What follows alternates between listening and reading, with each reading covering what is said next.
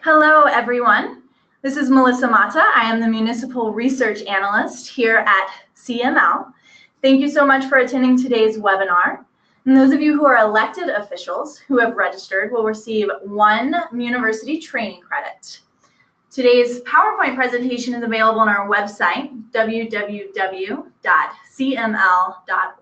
under Training Materials. And this webinar is being recorded, so it will also be posted on our website. For those of you who aren't familiar with the webinar format, you should see a control panel to the top right of your screen. You have an orange arrow to the left of the panel. If you click that arrow, it'll minimize the entire box. You can click it once more to bring the box back out. All participants will be muted for the webinar, but are encouraged to ask questions by typing them into the question box on your control panel. Today we have a guest presenter. Our speaker today is Wade Green. He serves as the training director for Safe Built Academy. And at Safe Built, Wade conducts and supervises training and development programs for employees in alignment with Safe Built's core values. He is responsible for ensuring that training and safety obligations for employees are met or exceeded. Wade has over 20 years experience in the building industry, ranging from contracting to inspecting to plan review, and serving as a building code official and regional operations manager. Wade developed and implemented Safe Built's first comprehensive code academy, and he serves as chair of Safe Built's training and safety committees. Now, if that's not enough, he's also served as a United States Air Force Airman for 6 years in the Civil Engineering Squadron. He served for over a decade on the ICC International Building Code Interpretation Committee, and he presently serves on the ICC International Residential Code Interpretation Committee. He has worked throughout his career to develop strong and capable teams to ensure the highest standards in construction and building department operations. Through it all, he found the time to raise 7 children. So Wade is presenting remotely from Alpharetta, Georgia, and we are honored to welcome him. So from here, I'll turn it over to you, Wade. Thank you again for being willing to share your knowledge with our guests today. So I will let you have control over the screen. How's that working for you, Wade? Looks like I've got some control here, and thank you so much for the great introduction. And it's a pleasure to be able to spend some time with the group here today. We're going to spend a little bit of time talking about how do we secure our workforce that going into the future. There's different ways that you can go about this. Today, we're going to work through some of the shifting demographics that are happening within our workforce today. You know, many places that you visit, or at times driving around the road, you see help wanted signs all over the place. Just a couple of weeks ago, I was driving by a mercantile that had a sign out on the front specifically said, "We're hiring ... in capital letters today," in quotation marks. So it's a need all over our industry. Inside conversations daily, I hear in almost all professions, whether it be contracting, engineering, and sales, in the community development world, government positions, we just can't find the help that we need. So today, let's take a glance at some of the root issues, as well as some symptoms of these issues that are causing this in the workplace today.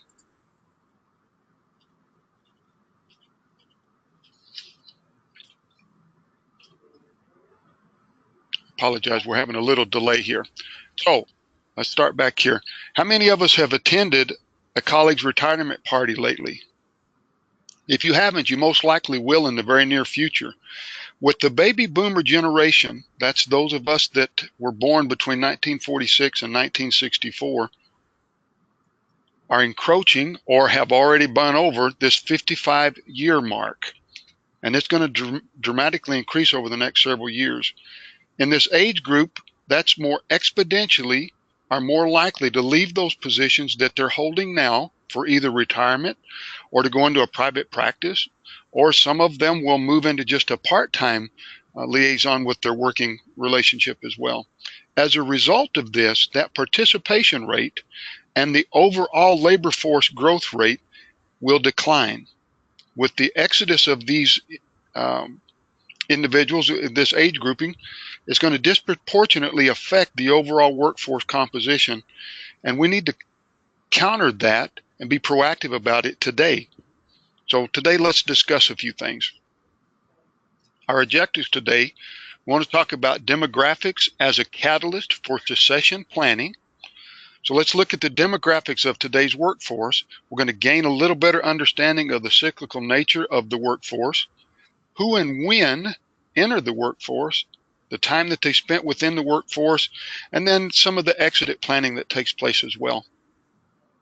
From there, we'll talk some about succession planning best practices. So if we agree we need to be planning, what are some of the best practices that we can use?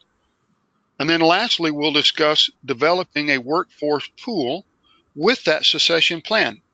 And we'll take a little deeper dive into that planning to look ahead so we can provide a stream of employees to substantiate both today's needs and a vehicle to sustain that projected growth in each one of our individual workplaces. So let's start with a look into the demographics, just a quick intro. If we look at the generations that are listed here on the right-hand side of your screen, if you start at the bottom, we'll talk about the greatest generation, as it states here, that were born before 1928. Moving upwards, the 1928 to the 45 region is classified as the silent generation. By majority, these have aged out of the workforce. So let's focus our attention on the baby boomers. We already began to talk about that.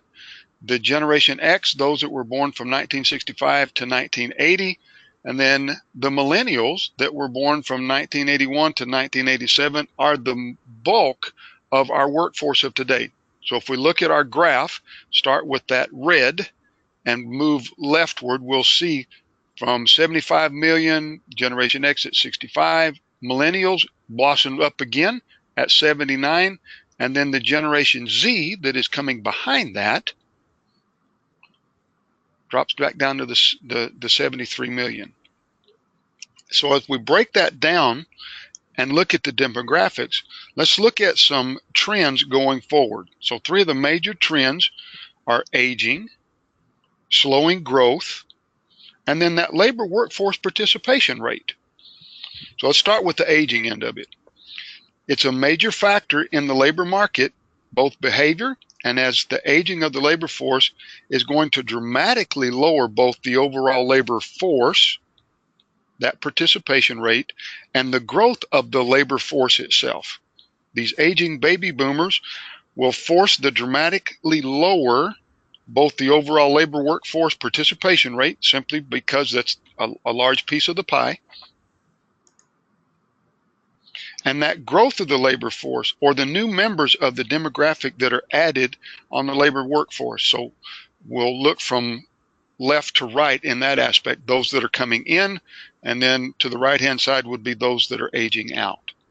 Now, an interesting bit of information, according to Pew Research Institute, roughly 10,000 baby boomers will turn 65 today, and about that same amount will cross that threshold every day for the next 11 years. We got a vast pool that are coming up of age.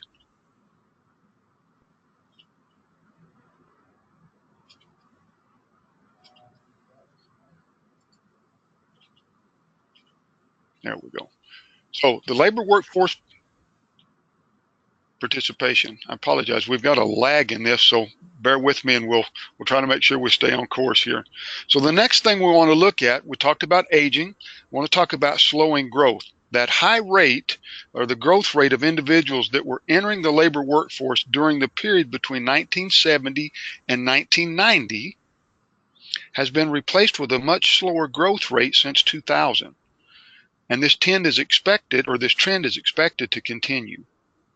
So by 2019, all of the baby boomers will be over the age of 55 and will dramatically decrease in number within their various industries. We can see on the left-hand side there on the top with the yellow, as our graph line drags downward, we can see that continues, that participation rate is going to continue to drop. So with this participation rate, we do a lot of studies, we do a lot of demographics, we look at a lot of statistics, both within the government and within the private sector, and there's different ways that we can dissect these. And because some of the government issues or agencies adopt different assumptions in that projecting of the overall labor workforce participation, they differ, or some of the predictions will differ slightly. However, the one general consensus that the overall participation rate will be inching downward for the foreseeable future. And that trend is primarily because, as we talked, that larger proportion of the baby boomers are moving or aging out of the workforce. So we all agree that that's kind of where we're at. Now, the problem is not only that we have that large pool of individuals or generation that are moving towards the right-hand side of that, we're not having as many coming in on the other end of our workforces either, which is causing that shortage. Here's a good view of it. So if we look on the left-hand side, we talk about the 16 to 24. This is ages. And along the right-hand side, we see the percentage of those individuals within the workforce. So from 16 to 24, we can see that has dramatically decreased over the last several years. Okay, so from 99 or 98 to 99, and then 2018, we can see it's dramatically dropped. Well, that can be explained to a large degree with individuals searching out higher education, going to trade schools, going to colleges, universities, working on their BA, working on their master's. That has shifted that volume of individuals into the next group of the 25 to 34. But we can see across the top of that, that's still slightly down from 1998. We can see that trendward going down. The 35 to 44, again, we're seeing that trending down as well. So that's the age group that is moving in or in the workforce. What we see on the right-hand side, the last three show the increase of those individuals that are 45 to 54. That is up. And then dramatically, the 55 to 64, we can see that that is dramatically up, those that are in that age group. And then lastly, the 65 and older, I actually see a little spike in that, where we can see there's individuals that our health is better, we're feeling good, we feel still feel productive, and we're maintaining in that workforce a little bit longer. We can see that rising up. With the rise on the right-hand side and the decrease on the left-hand side, it's strictly math. We can see that we're running shorter on our workforce than we have in the past. There. We've talked about the demographics to kind of set the stage. So how do we deal with it? What are we going to do to help us through this? Well, it's been said that the best leader or manager trains their replacement. So I think we all can agree with this. And in that, if we take it one step farther and say that the best industry leaders, whether it be medical, technical, government leaders, should be planning for the future of their prospective career fields as well. And that's what we want to discuss in the next few minutes. Succession planning, best practices for leaders and managers.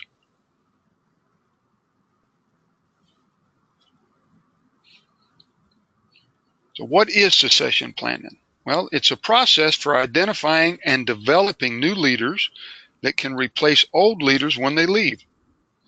In the business, that succession planning entails developing internal people with the potential to fill key business leadership positions in the company, as well as bringing in new talent. So what's the advantage for the employees? Well, if that employee knows that the organization's plans for your next potential opportunity and that there is that opportunity, it reinforces a desire for career development as well as these opportunities. This development is one of the areas that employees, we hear it daily here at SafeBuilt, that they appreciate the fact that we want them to develop. That's one of the areas that helps build morale as well. Number two, you're able to identify the skills, experiences, development opportunities that are necessary to help the employee become prepared for that progression when the next opportunity turns up. So you, as a company, have your talent ready when that position opens up. So our advantages for employers. Well, you can rely on the staff to carry out the mission and the vision and to accomplish the goals of the organization. If we lose a key employee, that can undermine your ability to accomplish these important objectives, where if we're developing that from within, we're meeting that need. And your need to prepare employees to step into these roles as the company grows. It's always good for our companies to grow. So as it grows, if we're preparing that, then it expands its offerings and services. And your lack of developed employees, if you're not doing this, can stymie these growth plans. So we set the stage. Let's talk about the best practices. First, we'll look at analysis of our succession plan, development, selection, transition, and implementation of said plan.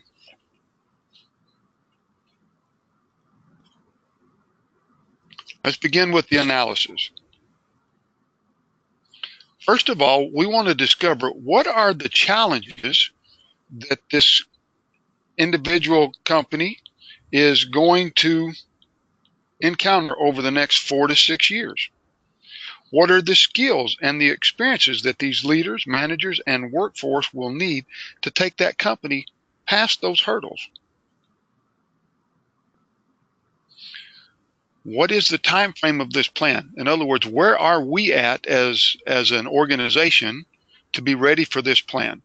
And once we've discovered our challenges, both where our company, where our organization is for that growth, whether it be a local municipality that is preparing for an influx of growth that's happening to their citizenry, or if it's a company that's expanding their services, what do they need? And then outside of that as well, what is that industry? What are the challenges that are facing that industry as well? For example, if you're in mercantile and you've got a product, to understand that most of those cyclical natures are going to be 18 to 24 months of a product being extremely hot, then it'll kind of cool off. What does that look like for that company to provide the next material that will give you that influx of revenue stream? So you're planning this as we're going forward. In that, we understand where the company is now and where we want it to be. And then where is the industry? If we take a good example here, in construction, the workforce numbers continue to dwindle at alarming rates. We've had booming technology fields that have taken some of the workforce. We've had individuals during the big downturn in 2006 to 2008. Many of our workforce that were in construction, both on the construction side as well as the code regulatory side, left the field. And as it picked back up, they did not return. So we lost a large section of these individuals there. We did a poor job preparing that. We're experiencing the same talent pool problem in these building departments. Again, many factors have brought us here, but one thing that we have lacked to do, we've not done a good job marketing to the public that public servanthood is a career. We've not educated the different career paths that are available within those local, state, and federal governments. Public works, planning, building services, park and recreations, water treatment, both for potable water as well as the water services with the sanitary needs. Both sides of that, we've done a poor job. In many other industries, it's as well. We had so many workers that we didn't see that as a need to prepare for the future. We're in a different spot now. So what resources are going to be necessary? Well, we're going to need some revenue for marketing. We've already talked about that. That's a real issue. And then we have to understand as organizations that this investment in the talent is in front of the actual need and in front of the actual revenue stream that they may bring or provide as they come. But we're preparing, again, in this plan for the future. Now, before we leave that, we all understand we have to balance that correctly to where we're not running too far in the red. We still have to manage a balance of that with our revenue stream as well as the cost. But we do have to look at it as an investment. Development. So the second part of this, so the development, we want to make sure that we get the right people on the bus, and then we can find a seat. This is to take a quote from Jim Collins' book, Good to Great, where we identify good talent and let's get them procured, and then let's find them the right job that will allow them to experience success both for themselves and for the organization in which they work for. Inside of that, we want to look at our internal candidates. We want to identify that small number of people that could be ready, trained and ready for that next move, for that next leadership position in 2 to 4 years. Once they're identified, then put together a career path for them to be developed into that role and then implement the plan. Now, there's a strong bias, well, we've all been guilty of this, that we want ready now candidates. We got to recognize not a lot of those exist now, at least not as many as we've experienced in the past. So we need to be looking at developing those from within. Now, once we've exhausted that, we can bring external candidates from alternate positions as well, or through alternate positions. We can identify them with the help of human resources, or even in another type of executive firm search. These individuals may lie beyond that company's reach in terms of development, but if we use this best practice approach, we may bring these potential candidates into other positions and then train them and help them farther along with their career to develop them into that leader or into that position that we're needing, because they have the basis of the skill sets that's required.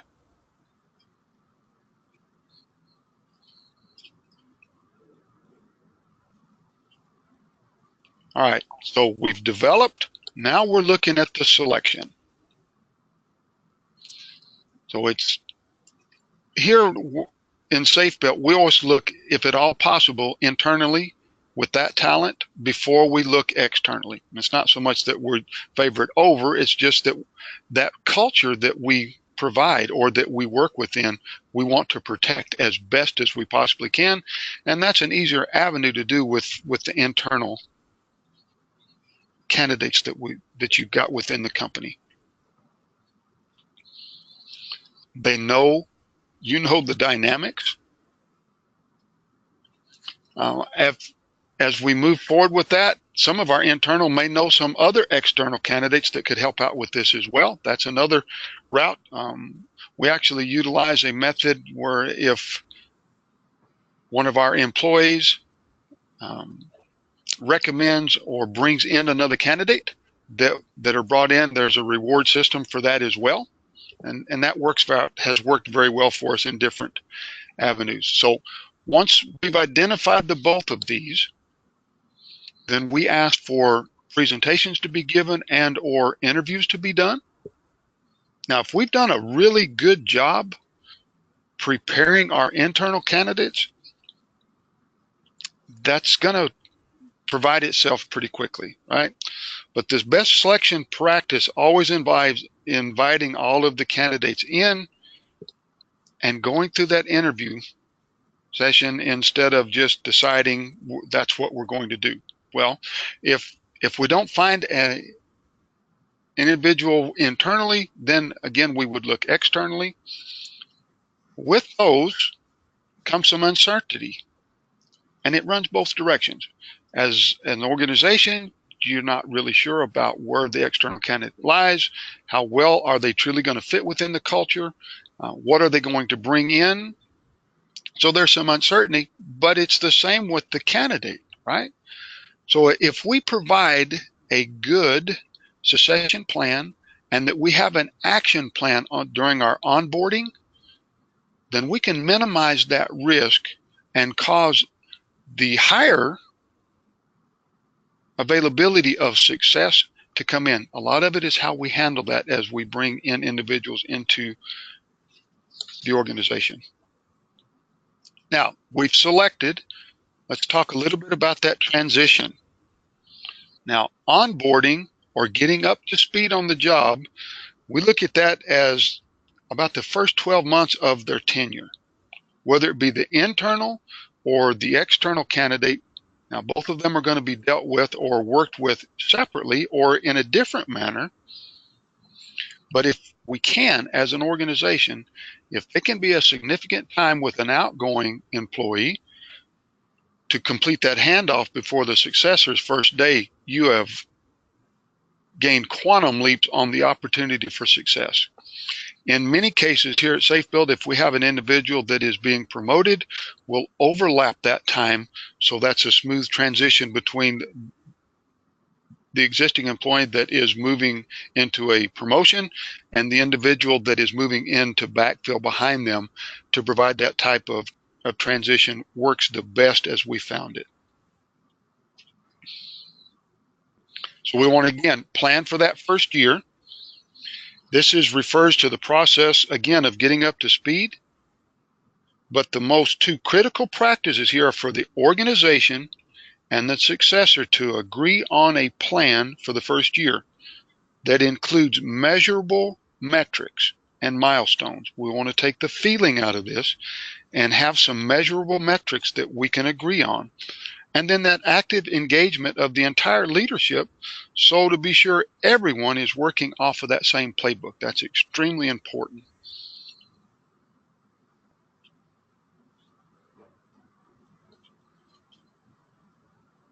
Now, finally, the implementation.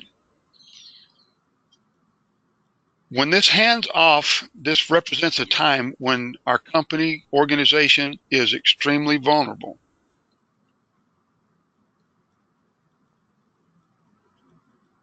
Why is that? Well, there's so many things that are wrapped around this handoff, especially in a leadership position.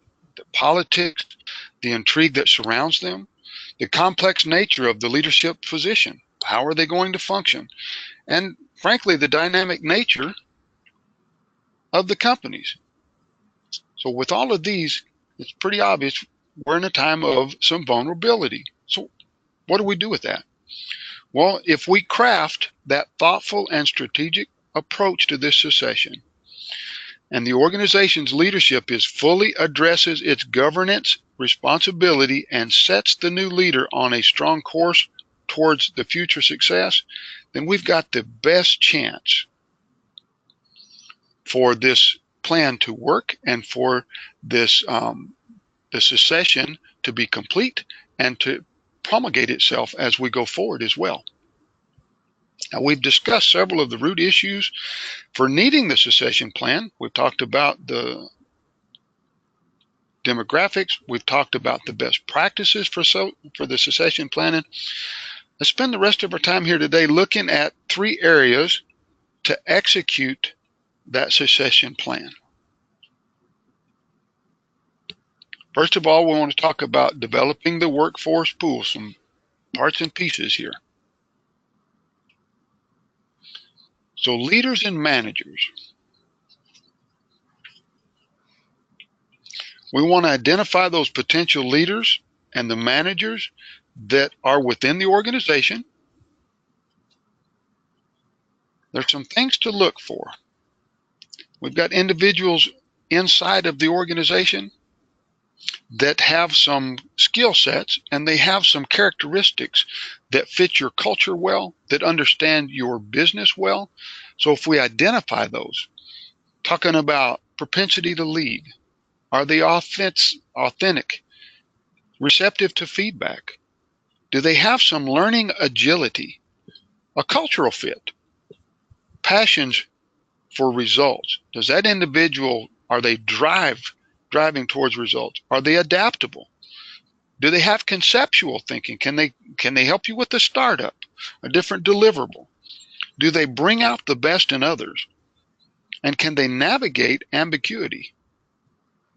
All great questions and things to review and look through or filter through as you are bringing these individuals up in your organization. And understand that some of these are learned, others are just ingrained characteristics that just are these individuals. You need to separate the two of those and know which ones that you could come alongside with and help develop, or others that just the individual just has to bring to the table to begin with.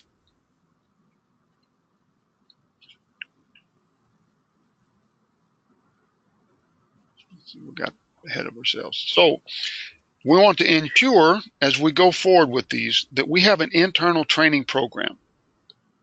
First of all, that it exists. And secondly, that it's geared towards developing and rewarding the attributes listed above. We want to develop the process for external hiring, and that searches out individuals possessing these attributes as well.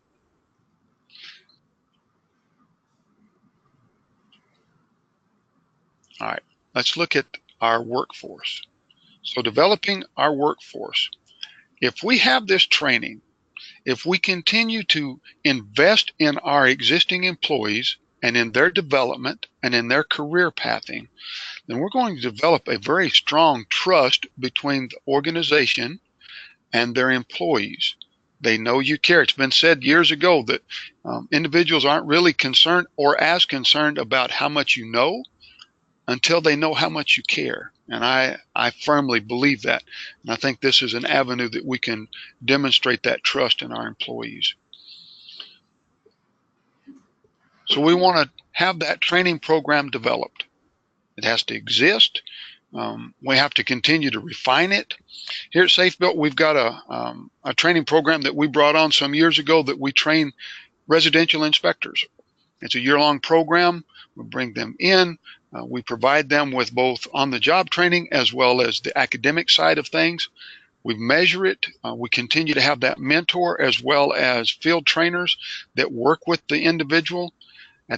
By the time the year is up, they come out as a combination residential inspector. And from there, we put them on another career path to move into the next realm, into being commercial inspectors. Once they move through that, they move into plans examiner, if they so choose. Now, it's not that it's a requirement, but it's there for them if they so choose to chase after that, so to speak. So that developing the program as well, we can bring in these external candidates to balance that development of our existing employees as well. When we do that, we have to understand with this career pathing that this is going to require funding ahead again of in front of the return. So as we bring these individuals in to train, obviously it's to prepare them for a position that would be a revenue stream that comes into the organization. It will give us a good vehicle to promulgate or a method to preserve our culture or the organizational culture as you implement this. And then it provides that sustainability for the organization.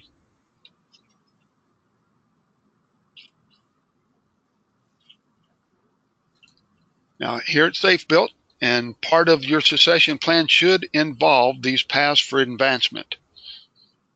As you develop career paths for these advancements, again, the method here is to preserve the organizational culture. It builds the trust and frankly preserves the organizational culture and produces some organizational pride. As we invest in both our internal candidates as well as our external candidates, that will produce some pride in the organization. And when we're functioning out of that as individuals, it encourages us to be proactive about our drive for advancement, both for ourselves individually as well as the company, because of what we're doing corporately as individuals. When we do this as an organization, we're telling our employees that our most important resource is our employees. That concludes our time here today. I will turn this back over to Melissa. If there's questions, then we'll be glad to help out with that. Wonderful, Wade. Thank you so much for sharing your presentation with us. I will give our attendees some time to contribute questions. Again, to the attendees, you can type it into the question box on your control panel if you do have any questions. And while we give them a moment to consider that, I would just like to say, Wade, that I really appreciated the reminder that organizations should consider what onboarding might look like for an internal candidate who's moving into a new role, because I know a lot of effort is put into the full onboarding process when you bring in someone from the outside, because we're thinking about introducing them to the organization as a whole. There's a whole lot of paperwork that goes into it, but there's also this idea, though, that even if it's a current employee who knows a lot about the culture and the expectations of the organization as a whole, they may still need support if they're changing roles. And so that's also, you know, a worthwhile effort to consider in order to fully support your employees throughout their time with you. So I really appreciated that reminder. All right. Well, I am not seeing any questions pop up. It looks like, Wade, you may have answered all of your questions throughout the presentation.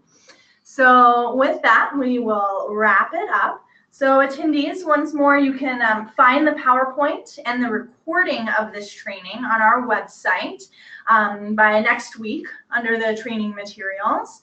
And thank you, Wade, for your presentation today. Thank you, attendees, officials, for joining us today. And this concludes the webinar. So I wish everyone a nice afternoon.